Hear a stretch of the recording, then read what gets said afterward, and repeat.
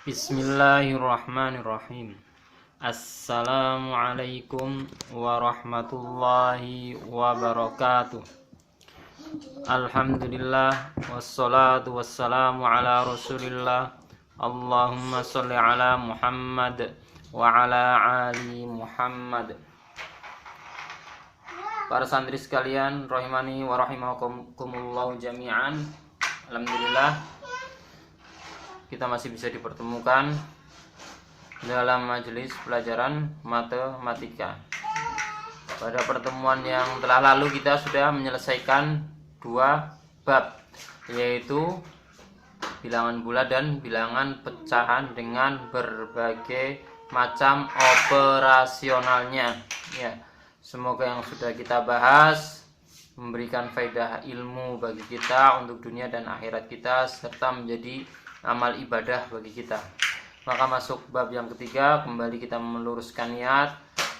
Semoga yang kita pelajari, kita jalani aktivitas belajar ini sebagai amalan ibadah yang bisa memperberat timbangan kita nanti di yaumil qiyamah. Ya. Bab yang ketiga kita akan bahas tentang aljabar, ya. Tentang aljabar, para santri sekalian bisa lihat masing-masing di bukunya atau di PDF yang sudah di share. Yang pertama adalah bentuk atau pengertian aljabar. Poin yang pertama adalah bentuk dan pengertiannya, ya. Bentuk atau pengertian aljabar, ya. Bentuk atau pengertian aljabar. Yang pertama, pengertiannya, aljabar adalah kalimat matematika yang dalam penulisannya memuat huruf-huruf untuk mewakili bilangan yang belum diketahui. Jadi kalau dalam pelajaran bahasa ada kalimat, dalam matematika pun memiliki istilah kalimat. Namun penerapannya berbeda, ya. Kalau kalimat dalam bahasa penerapannya memberikan manfaat, memberikan susunan yang berfaedah untuk bisa dipahami atau untuk bisa dilaksanakan. Kalau dalam matematika, kalimat yang ada untuk mewakili bilangan yang belum diketahui, ya. Hanya untuk mewakili bilangan yang belum diketahui, sehingga dituliskan dalam bentuk kalimat. Tentu bentuk kalimat ini khusus hanya matematika, bukan seperti subjek predikat, bukan seperti fiil dan fa'ilnya, ya. Tapi bentuk aljabar tadi sudah santri sekalian pahami atau sudah bisa dilihat sendiri di materinya, yaitu aljabar, saya ulangi, kalimat matematika yang dalam penulisannya memuat huruf-huruf untuk mewakili bilangan yang belum diketahui. Terus unsur-unsur, atau setelah tadi pengertiannya, kemudian pengertiannya adalah kalimat tadi, ya, kalimat dan seterusnya. Kemudian unsur dari aljabar itu sendiri memiliki beberapa unsur atau berapa komponen penyusun. Yang pertama itu disebut dengan variabel, ya. Variabel kalau dalam bahasa ada subjek, predikat, objek, keterangan tempat, keterangan waktu, sifat, dan seterusnya. Kalau dalam kalimat matematika yang bentuknya aljabar ada variabel, kemudian ada yang namanya koefisien. Kemudian yang ketiga ada yang namanya konstanta. Yang terakhir, yang keempat adalah namanya suku, ya, suku. Yang ketiga ini penyusun yang jelas dari bentuk kalimat aljabar, bentuk kalimat matematika. Bentuk aljabar terdiri dari variabel, koefisien, dan konstanta. Apa itu variabel? Yaitu nilai yang belum diketahui, biasanya ditulis dengan huruf. Nilai yang belum diketahui biasanya ditulis dengan huruf, dan biasanya kita melihat atau pernah kita mengetahui ada simbol X, Y, dan seterusnya. Itu yang namanya variabel. Jadi kalau ada penulisan 3X ya, atau ada penulisan yang lain 2Y, itu namanya variabel. Mana variabelnya? Ini namanya variabel. Hurufnya yang dinamakan variabel. Kemudian koefisien. Koefisien mana? Koefisien itu angka yang menempel pada variabel ya. Ini namanya koefisien. Jadi koefisien senantiasa menempel pada variabel. Angka yang menempel pada variabel itu namanya koefisien. Jadi koefisien tidak bisa berdiri sendiri, dia tergantung dengan variabel. Sedangkan variabel, setiap variabel senantiasa memiliki koefisien. Yes. Jadi variabel senantiasa memiliki koefisien. Ini contohnya. Sampai pun nanti suatu saat kalau ditulis semisal X gitu saja, 1 ya. Ini variabelnya X, kemudian koefisiennya berapa? Koefisien angka yang menempel pada variabel. Yang menempel angka berapa? Gak ada yang menempel, yaitu angka 1. Tapi angka 1 dalam kondisi ini tidak perlu ditulis, karena penyusunan sebelumnya adalah 3 dikalikan X sama dengan 3X. 2 dikalikan Y sama dengan 2Y. 1 dikalikan X sama dengan X. Ya, satunya tidak perlu ditulis. Nah, sehingga ini koefisiennya ada, yaitu koefisiennya 1, tapi tidak muncul, tidak dituliskan, karena cukup disimbolkan dengan variabelnya, menunjukkan variabel itu ada koefisiennya 1. Selanjutnya konstanta. Konstanta itu angka yang tidak memuat variabel, angka yang berdiri sendiri dalam kalimat matematika, angka yang berdiri sendiri dalam susunan suatu operasi bilangan. Sehingga kalau ada angka berdiri sendiri dalam kalimat, semisal 3X ditambah 3. Nah, 3 inilah yang namanya konstanta. Dia berdiri sendiri, bukan koefisien. Sebab kalau koefisien dia harus dengan variabel, di depan variabel ya. Kalau variabel jelas angka, tapi konstanta dia angka tersendiri, tidak terkait dengan variabel ya. Kemudian yang terakhir, ini bukan penyusun tapi istilah yang ada dalam kalimat matematika, yaitu suku. Apa pengertian suku? Suku adalah variabel beserta koefisiennya. Variabel beserta koefisiennya.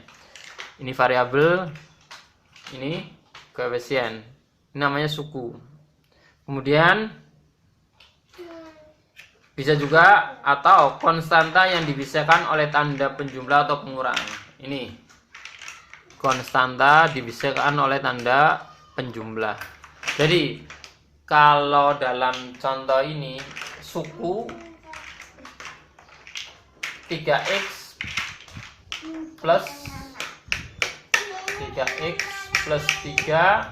Di sini ada 2 suku, yaitu 3x dan 3 ya. 3x dan 3. Itu poin yang pertama, bentuk dan pengertiannya. Silahkan dipahami, diulang lagi kalau ada yang masih belum jelas, dan ditanyakan kepada kita atau kepada orang-orang yang di rumah yang mungkin lebih memahami atau ada yang bisa membantu lebih memahamkan. Selanjutnya adalah bentuk-bentuk dari kalimat matematika atau bentuk-bentuk dari aljabar. Bentuknya contohnya seperti ini. Ini bentuk dua suku ya.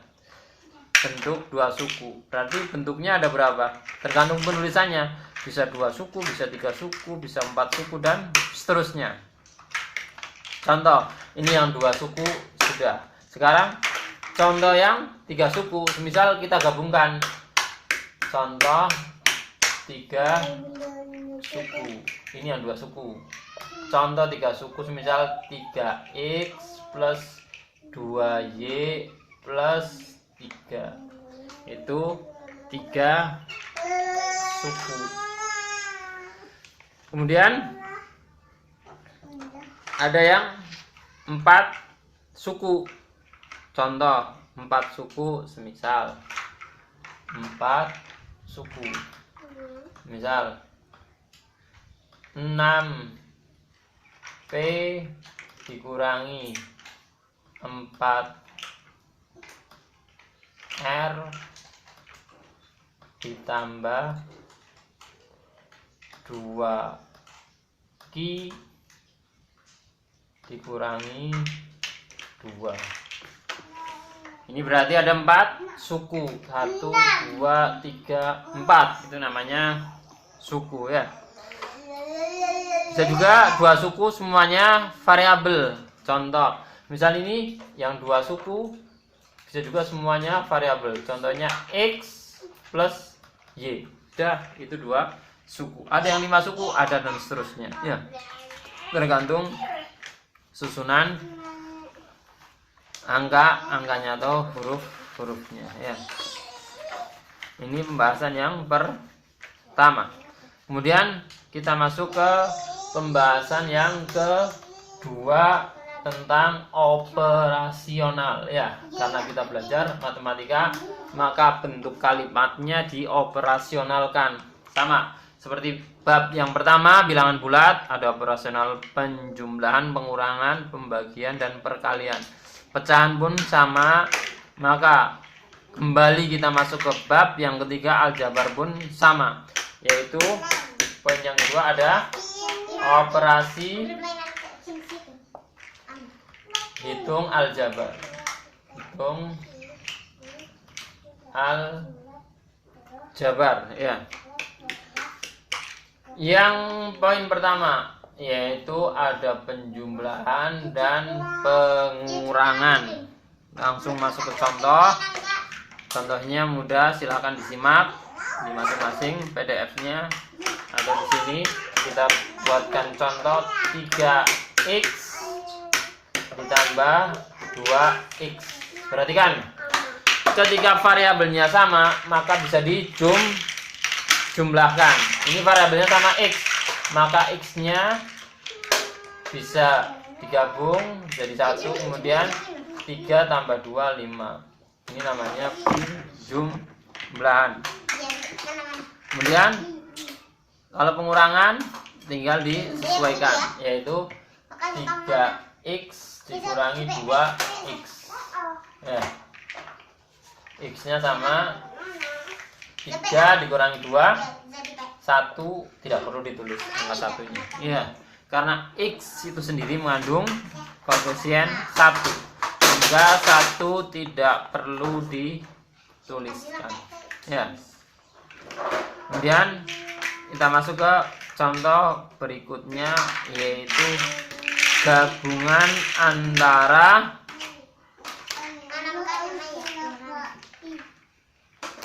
tanda positif dan tanda negatif. Di contoh yang ketiga, contohnya adalah ini contoh pertama, contoh kedua, sekarang contoh ketiga, yaitu 3x dikurangi 5y ditambah 7 dikurangi 2x ditambah 5y dikurangi 10 ya. maka variabel yang sama kita jumlahkan. Variabel yang sama kita jumlahkan. Di sini ada dua variabel, ada x, ada y, ya. Maka yang x kita jumlahkan terlebih dahulu. Ada 3x, ada juga min 2x. Diperhatikan, kalau ada tanda negatif di depan angka, ya ikutkan dia dengan angka sehingga perhitungan jadi mudah. Kalau nggak ada, berarti dia tandanya positif. Itu sekaligus sebagai tanda operasional, fungsinya sama, ya. Contoh, misal ada seperti ini, kita gabungkan jadi mudah. 3x, kita kasih tanda plus boleh, nggak dikasih tanda plus pun sama hasilnya. Langsung min 2x. Min 2x. Kemudian di sini ada min diikutkan angka, ya. Min 5y ditambah 5y. Min 5y ditambah 5y. Yang terakhir 7 dikurangi 10. Tandanya ikut aja, 7 dikurangi 10. Ya.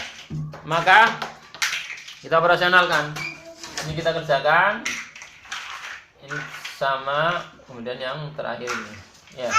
Maka 3x min 2x berapa hasilnya? Nih, yaitu x min 5y plus min 5y. Min 5 plus 5 hasilnya 0. 0. Kosong. Kemudian plus 7 min 10 sama dengan min 3. Sehingga jawabannya adalah kalimat matematika ini x min 3. Ya. Barakallahu fikum. Semoga contoh yang ketiga ini semakin memahamkan kita, ya. Contoh yang ketiga ini semakin memahamkan kita. Kemudian silakan bagi santri yang belum paham untuk mengulanginya lagi, ya. Sekarang kita masuk contoh yang keempat. Ya, kita masuk contoh yang keempat. Apabila ada bentuk aljabar seperti ini, x kuadrat min 3x ditambah 10 ditambah 7x ditambah 3. Perhatikan, ya. Di sini ada berapa variabel? Ada berapa suku terlebih dahulu? Ada berapa suku? 1, 2, 3. Ya. Situ ada. Ya, di sini ada suku x kuadrat, kemudian ada suku x dan ada konstanta, ya. Kita langsung kerjakan. Ya. Yang koefisien variabelnya sama bisa dikerjakan. Variabelnya sama, di sini ada nih min 3x dengan 7x, kemudian sama-sama konstanta. Maka x kuadrat min 3x plus 7x sama dengan tambah 10 plus 3. Ini bisa dikerjakan, ini pun sama. Tinggal x kuadrat min 3 plus 7x. Min 3x plus 7x sama dengan plus 4x. Kemudian ditambahkan 10 tambah 3, 13. Ya. Sampai di sini selesai. Ya. Ini sama-sama x, tapi pangkatnya berbeda, tidak bisa dijumlahkan. Lain halnya kalau semisal seperti ini. X plus 4x bisa dijumlahkan. Kalau pangkatnya berbeda, itu tidak bisa dikerjakan lagi. Semoga contoh yang keempat ini pun semakin memantapkan pemahaman para santri sekalian, rahimani wa rahimakumullahu jami'an. Ya. Selanjutnya, ketika ada variabel yang semuanya berbeda pada soal, berarti soal itu selesai sampai di situ. Contoh, ada soal X kuadrat ditambah 2Y dikurangi 3Y kuadrat ditambah 4X dikurangi 12, ya. Maka bentuk aljabar ini tidak bisa dikerjakan karena semuanya berbeda. Nah, semua hasilnya berbeda, berarti seperti ini sudah selesai sampai sini, ya. Ini akhir pembahasan kita. Ada 2 soal yang bisa dikerjakan para santri sekalian. Soal yang pertama, ya, di sini kita bawakan 2 tugas untuk dikerjakan para santri sekalian. Yang pertama soalnya adalah 3A min 5B plus 7 min 9A plus 11B min 13. Panjang sekali, ya. Tidak mengapa, insya Allah jawabannya nanti nggak sepanjang ini, ya. Kemudian contoh yang kedua, X kuadrat min 4X plus 3X min 5. Ada 2 soal, ya. Silahkan para santri sekalian kerjakan. Semoga ini semakin memantapkan pemahaman kita akan bentuk-bentuk aljabar, ya. Kita akhiri, wallahu taala alam bisawab, wa sallallahu ala nabiyyina Muhammadin wa ala alihi washabihi wasallam. Subhanakallahumma bihamdika asyhadu an la ilaha illa anta astaghfiruka wa atubu ilaik. Assalamualaikum warahmatullahi wabarakatuh.